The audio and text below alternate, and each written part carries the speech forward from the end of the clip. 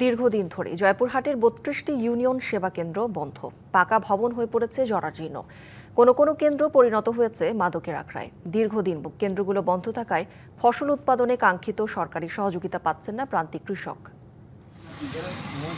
অযত্ন আর অবহেলায় জরাজীর্ণ অবস্থায় পড়ে আছে প্রান্তিক পর্যায়ের কৃষকদের সেবাদানকারী প্রতিষ্ঠান জয়পুরহাটের ইউনিয়ন কৃষি সেবা কেন্দ্রগুলো।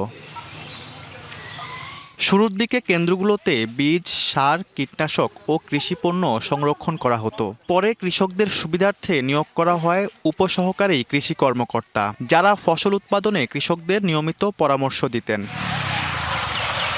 কিন্তু দীর্ঘদিন থেকে সবগুলো কেন্দ্র বন্ধ থাকায় পরিত্যক্ত হয়ে গেছে ভবনগুলো। কোনোটির দরজা ও জানালা ভেঙে গেছে, কোনোটির দেয়াল ও ছাদের পলেস্তারা খসে গেছে। কৃষি অফিসার ছিল আমাদের পরামর্শ দিয়েছিল, আমার কৃষক পরামর্শ দিয়েছিল, আমার আর পরামর্শ দেওয়ার মতো কোনো লোক নেই। আগে মাঠে যায়, ওরা পর্যবেক্ষণ দেখতো, ওই পোকা মাকড় দেখতো, দেখে আসে পরামর্শ দিত।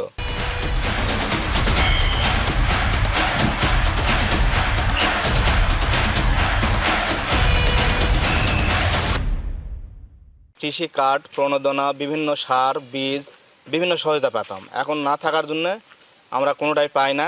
মানে সার, বীজ যেগুলা মানে কৃষক লেভেলে যেটা সরকার বিতরণ করত, সেটা এই অফিস থেকে বিতরণ করত।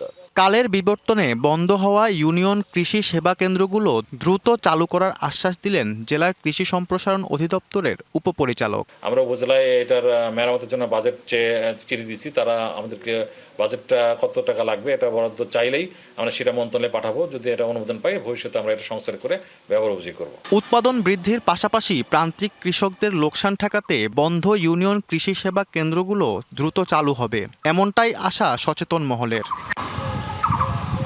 DBC news desk.